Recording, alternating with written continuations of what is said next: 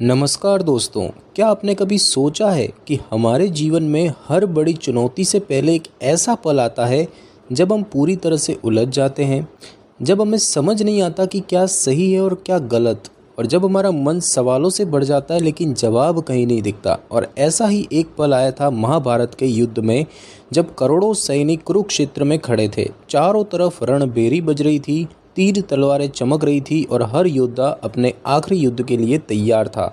लेकिन इस महायुद्ध की शुरुआत किसी तलवार के वार से नहीं बल्कि एक सवाल से हुई। और ये सवाल पूछा था ना तो अर्जुन ने, ना ही श्री कृष्ण ने, बल्कि हस्तिनापुर के अंधे राजा धृतराष्ट्र ने। धृतराष्ट्र ने क्या पूछा था और क्यों पूछा था? क्या ये सिर्फ एक साधारण सवाल था या इसके पीछे कोई गहरी मानसिकता छुपी थी? आज इस वीडियो में हम इसी सवाल का विश्लेषण करेंगे और जानेंगे कि भगवद गीता का पहला श्लोक हमें क्या सिखाता है और कैसे हम इसे अपने जीवन में लागू कर सकते हैं। तो बने रहिए ज्ञान तंत्र के साथ, क्योंकि आज आपको गीता का वो रहस्य पता चलेगा जिसे जानकर आप जीवन को एक नए दृष्टिकोण से देख पाएंगे। तो चलिए अब समय को पीछे ले चलते हैं, हजारों साल पहले, उस क्षण पर जब महाभारत का युद्ध शुरू होने ही वाला था। सोचिए, एक विशाल युद्ध भूमि जहां दूर दूर तक सिर्फ सेनाएं दिख रही हैं, हजारों गजों पर सजे रथ, विशालकाय हाथी, युद्ध के लिए तैयार घोड़े और योद्धाओं की तेज चीखें जो अपने अस्त्र शस्त्र संभाल रहे हैं। हर तरफ गूंज रही थी रणभेरी। ऐसा लग रहा था मानो धरती कांप रही हो। एक तरफ खड़े थे धर्म और सत्य के प्रतीक 5 पांडवों की सेना, जो थोड़ी छोटी थी लेकिन वीरता और नैतिकता से भरी थी। दूसरी तरफ सत्ता के भूखे, लोभ और अहंकार से भरे कौरव, जिनकी सेना विशाल थी पर उनमें एकता की कमी थी। और इस सब के बीच हस्तिनापुर के महल में बैठे थे अंधे राजा धृतराष्ट्र, जिनकी आंखें तो नहीं देख सकती थी लेकिन उनके मन में अंधकार से भी ज़्यादा गहरी एक शंका बैठी थी। वो बेचैन थे, चिंतित थे। वो जानना चाहते थे कि युद्ध में क्या हो रहा है, लेकिन वो युद्ध भूमि तक जा नहीं सकते थे। और इसी बेचैनी में उन्होंने अपने मंत्री संजय को बुलाया, जो दिव्य दृष्टि से हर चीज़ देख सकते थे। अब ज़रा सोचिए, एक राजा जिसकी सत्ता दांव पर लगी हो, जो ये नहीं जानता कि अगले कुछ घंटों में उसका राजवंश रहेगा या ख़त्म हो जाएगा, वो सबसे पहला सवाल क्या पूछेगा? क्या वो पूछेगा कि कौन जीत रहा है, या फिर कौन मारा गया, या फिर युद्ध कैसा चल रहा है? लेकिन नहीं, धृतराष्ट्र ने इन सब में से कुछ भी नहीं पूछा। उन्होंने जो सवाल किया वही महाभारत के इस युद्ध का सबसे बड़ा रहस्य खोलता है। उन्होंने पूछा, कुरुक्षेत्र में जो योद्धा एकत्र हुए हैं उन्होंने क्या किया? तो दोस्तों, अब हम आ गए हैं महाभारत के सबसे पहले श्लोक पर, वो शब्द जो सबसे पहले बोले गए थे। तो यह श्लोक कुछ इस तरह है। धृतराष्ट्र उवाच धर्मक्षेत्रे कुरुक्षेत्रे समवेता युयुत्स्वः मामकः पांडवाश्चैव किम कुर्वत संजय। इसके हिंदी अनुवाद की बात करें तो धृतराष्ट्र ने पूछा कि हे संजय, धर्मभूमि कुरुक्षेत्र में एकत्र होकर युद्ध की इच्छा रखने वाले मेरे पुत्र और पांडवों ने क्या किया? दोस्तों, यह एक साधारण सवाल नहीं है, बल्कि धृतराष्ट्र की मानसिकता को दर्शाता है। पहला शब्द है धृतराष्ट्र उवाच। यहाँ धृतराष्ट्र केवल हस्तिनापुर के अंधे राजा का नाम नहीं, बल्कि ये अंधेपन के प्रतीक हैं। अंधेपन का मतलब सिर्फ आंखों से ना देख पाना नहीं होता, बल्कि सच्चाई को जानकर भी उसे नकार देना भी एक तरह का अंधापन है।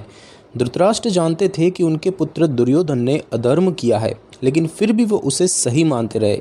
क्या हम भी कभी कभी धृतराष्ट्र की तरह सच जानते हुए भी उसे अनदेखा कर देते हैं? उसके बाद जो शब्द है वो है धर्मक्षेत्रे कुरुक्षेत्रे। मतलब कुरुक्षेत्र सिर्फ एक युद्ध भूमि नहीं है, ये हमारा जीवन है। हमारा जीवन भी एक रणभूमि की तरह है, जहाँ सही और गलत, अच्छे और बुरे, न्याय और अन्याय की लड़ाई हर दिन चलती रहती है। लेकिन यहाँ सबसे अहम शब्द है धर्मक्षेत्र, यानी धर्म की भूमि। ये दर्शाता है कि ये सिर्फ एक साधारण युद्ध नहीं है, बल्कि यहाँ सत्य और असत्य की परीक्षा होनी है। अब ज़रा सोचिए, हमारे जीवन में भी तो हर रोज़ ऐसा ही होता है ना। हम भी तो हर दिन सही और गलत के बीच चुनाव करते हैं। तो क्या हम अपने जीवन के कुरुक्षेत्र में धर्म के मार्ग पर चल रहे हैं? उसके बाद जो शब्द है वो है समवेता युयुत्स्वः। यहाँ समवेता का मतलब है जो इकट्ठा हुए हैं, और युद्ध में शामिल हर योद्धा युद्ध लड़ने को तैयार था, यानी वो अपना संकल्प ले चुके थे। ठीक वैसे ही हमारे जीवन में भी हम कई बार ऐसी परिस्थितियों में फंस जाते हैं जहां हमें निर्णय लेना पड़ता है, लड़ाई करनी पड़ती है। लेकिन सवाल ये है कि हम किसके लिए लड़ते हैं? धन के लिए, अहंकार के लिए, या फिर अपने कर्तव्य के लिए? यही भगवत गीता हमें सिखाती है कि हमें केवल उन्हीं लड़ाइयों में शामिल होना चाहिए जो धर्म और सच्चाई के लिए हो। उसके बाद शब्द है मामकाः पांडवाश्चैव। अब यहाँ आता है सबसे महत्वपूर्ण और छुपा हुआ संदेश। धृतराष्ट्र ने अपने ही भाइयों के बेटों को अलग मान लिया। उन्होंने कहा मामकाः यानी मेरे बेटे, और पांडवाश्च यानी कि पांडव, यानी उन्होंने एक परिवार को दो हिस्सों में बांट दिया, कौरव और पांडव। और यही पक्षपात उनकी सबसे बड़ी कमजोरी थी। अब सोचिए, क्या हम भी कभी कभी धृतराष्ट्र की तरह अपने फायदे के लिए पक्षपात नहीं करते? क्या हम भी अपने फैसलों में निष्पक्ष होते हैं? कई बार हम अपनों के लिए सही और दूसरों के लिए गलत के मापदंड अलग रखते हैं, और यही पक्षपात हमें गलत फैसले लेने पर मजबूर कर देता है। उसके बाद शब्द है किम कुर्वत संजय। अब ध्यान दीजिए, धृतराष्ट्र का सवाल कैसा है। उन्होंने ये नहीं पूछा कि युद्ध में कौन जीत रहा है, उन्होंने ये भी नहीं पूछा कि सैनिकों की स्थिति क्या है, बल्कि उन्होंने पूछा कि उन्होंने क्या किया। ये सवाल दर्शाता है कि धृतराष्ट्र को युद्ध में सबसे ज़्यादा चिंता अपने पुत्रों की थी, उन्हें धर्म की कोई चिंता नहीं थी। और यही इंसानी स्वभाव है। हम भी कई बार अपने स्वार्थ में इतने उलझ जाते हैं कि सही और गलत का भान ही नहीं रहता। तो दोस्तों, ये सिर्फ एक साधारण श्लोक नहीं था, बल्कि ये हमें जीवन का सबसे बड़ा सबक देता है। अपनी सोच को पक्षपात से मुक्त करें, सही और गलत को पहचानें, और जीवन के हर कुरुक्षेत्र में धर्म का साथ दें।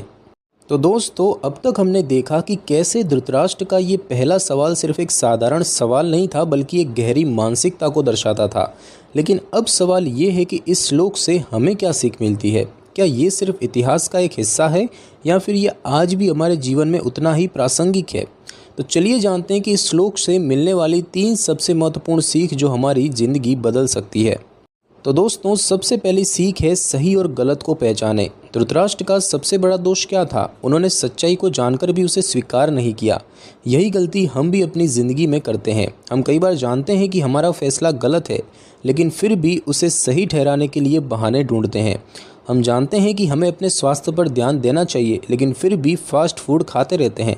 हम जानते हैं कि हमें अपने रिश्तों में ईमानदार रहना चाहिए, लेकिन फिर भी झूठ बोलते हैं। और हम जानते हैं कि अच्छे कर्म ही हमारी असली पूंजी है, लेकिन फिर भी अक्सर धन और लालच के पीछे भागते हैं। तो इस श्लोक से हमें पहली सीख मिलती है, सही और गलत को पहचानें और सही के पक्ष में खड़े हों।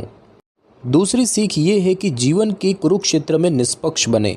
धृतराष्ट्र ने अपने ही परिवार को 2 हिस्सों में बांट दिया, मामकाः पांडवाश्च यानी कि मेरे बेटे और पांडव। यही उनके पतन का सबसे बड़ा कारण बना।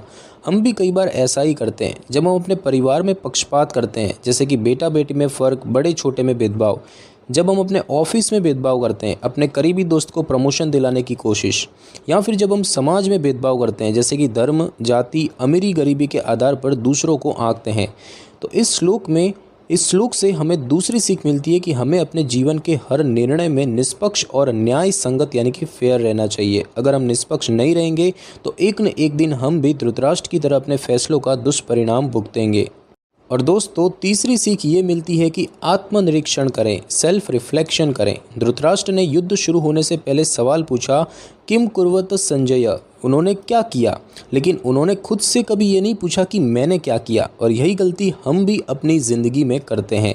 हम हमेशा दूसरों से वक्त सवाल करते हैं, उसने ऐसा क्यों किया, उसने मुझे धोखा क्यों दिया, मेरे साथ ऐसा ही क्यों होता है। लेकिन हम कभी खुद से ये नहीं पूछते कि क्या मैं सही था, क्या मेरे फैसले और कर्म सही थे, क्या मैंने अपनी ज़िंदगी को सही दिशा दी। तो इस श्लोक से हमें तीसरी और सबसे महत्वपूर्ण सीख मिलती है, आत्मनिरीक्षण करें, अपने फैसलों को परखें, खुद को सुधारें और निष्पक्ष होकर अपने कर्मों का मूल्यांकन करें। तो दोस्तों, हमने इस श्लोक से 3 सबसे बड़े सबक सीखे। सही और गलत को पहचानें, जीवन के कुरुक्षेत्र में निष्पक्ष बने और हर रोज़ आत्मनिरीक्षण करें। तो दोस्तों, अब तक हमने समझा कि ये श्लोक सिर्फ महाभारत के युद्ध का हिस्सा नहीं था, बल्कि ये हमारे मन, विचार और जीवन के संघर्षों को भी दर्शाता है। लेकिन अब सवाल उठता है कि ये श्लोक हमारी मानसिक शांति और जीवन के लिए इतना ज़रूरी क्यों है? आइए इसे 3 बड़े पहलुओं से समझते हैं। मन की उलझनें, धृतराष्ट्र की मानसिकता और श्री कृष्ण का दृष्टिकोण। सबसे पहला पहलू है कि मन की उलझनें क्यों बढ़ती है। क्या आपने कभी गौर किया है कि हमारी ज़िंदगी की 90% समस्याएं बाहरी नहीं बल्कि अंदरूनी होती है। यानी असली समस्या घटनाएं नहीं बल्कि हमारा नज़रिया होता है। उदाहरण के लिए, एक ही परिस्थिति 2 लोगों को अलग अलग तरीके से प्रभावित कर सकती है। अगर किसी की नौकरी चली जाए तो एक व्यक्ति गुस्सा और निराश हो सकता है, जबकि दूसरा व्यक्ति इसे एक नए अवसर के रूप में देख सकता है। एक ही कठिन परिस्थिति किसी को तोड़ सकती है और किसी को मजबूत बना सकती है। अब सोचिए, जब महाभारत का युद्ध शुरू होने वाला था तो सब कुछ तय था, लेकिन धृतराष्ट्र फिर भी चिंतित थे। और यही दर्शाता है कि जब मन में पक्षपात और मोह होता है तब हम सच्चाई को स्वीकार नहीं कर पाते। हम हर बात को अपने नज़रिए से देखने लगते हैं और इसी वजह से मन अशांत हो जाता है। और इस श्लोक से हमें पहला सबक ये मिलता है, मानसिक शांति के लिए निष्पक्ष बनना जरूरी है। अगर हम सच्चाई को स्वीकार करना सीख लें तो कोई भी परिस्थिति हमें परेशान नहीं कर सकती। दूसरा पहलू है दोस्तों, धृतराष्ट्र का ब्लाइंड स्पॉट और हमारी मानसिकता। धृतराष्ट्र की सबसे बड़ी कमजोरी क्या थी? उन्होंने युद्ध को कभी धर्म और अधर्म की लड़ाई नहीं माना। उनके लिए ये सिर्फ मेरे बेटे बनाम पांडव की लड़ाई थी। उन्होंने सच्चाई देखनी ही नहीं चाहिए क्योंकि वो मोह और स्वार्थ से अंधे थे। अब ज़रा सोचिए, क्या हम भी ऐसा ही नहीं करते? हम भी कई बार अपने जीवन में सिर्फ वही देखना चाहते हैं जो हमें अच्छा लगे। हम अपनी गलती मानने के बजाय दूसरों को दोष देते हैं। हम कई बार सही बात को भी इग्नोर कर देते हैं क्योंकि वो हमारे मन के अनुकूल नहीं होती। इस श्लोक से हमें दूसरी सबसे बड़ी सीख मिलती है कि जीवन में सच्चाई को देखने और स्वीकार करने की क्षमता विकसित करनी होगी। अगर हम सिर्फ वही देखेंगे जो हमें अच्छा लगे तो कभी भी मानसिक शांति नहीं पा सकते। और दोस्तों, तीसरा पहलू है समाधान। श्री कृष्ण का दृष्टिकोण अपनाएं। अब सवाल उठता है कि इस मानसिक अशांति से बाहर कैसे निकला जाए? भगवान श्री कृष्ण का दृष्टिकोण अपनाकर। और क्या था श्री कृष्ण का दृष्टिकोण? सत्य को स्वीकार करना। किसी भी परिस्थिति में आंखें बंद करने की बजाय उसे समझना और उसका हल ढूंढना। साथ ही साथ पक्षपात से मुक्त रहना, सही और गलत को निष्पक्ष होकर देखना, चाहे वो अपने खिलाफ ही क्यों न हो। और तीसरा, धर्म यानी कि कर्तव्य के मार्ग पर चलना। हर परिस्थिति में अपने कर्तव्य का पालन करना बिना परिणाम की चिंता किए। अगर हम अपनी ज़िंदगी में श्री कृष्ण की इन शिक्षाओं को अपनाएं तो मानसिक शांति अपने आप आ जाएगी। हम दूसरों के फैसलों से प्रभावित नहीं होंगे। हम हर परिस्थिति में सही चुनाव कर पाएंगे। तो इस श्लोक से हमें सबसे बड़ी सीख मिलती है कि हर परिस्थिति में अपने कर्तव्य को पहचानो और निष्पक्ष होकर फैसला लो। यही जीवन का असली रहस्य है। जब आप अपने कर्तव्य को पहचान लेंगे तो जीवन की हर उलझन खत्म हो जाएगी।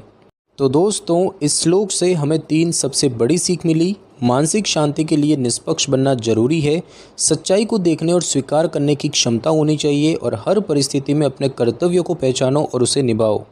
तो दोस्तों, आज हमने इस पहले श्लोक की गहराई को समझा। ये सिर्फ महाभारत के युद्ध की शुरुआत नहीं थी, बल्कि मानव मन के संघर्ष, भ्रम और निष्पक्षता की परीक्षा थी। हमें इस श्लोक से 3 सबसे बड़े जीवन मंत्र मिले। पहला, मानसिक शांति के लिए निष्पक्ष बने। अगर हम अपने विचारों में निष्पक्ष रहेंगे तो कोई भी परिस्थिति हमें विचलित नहीं कर सकती।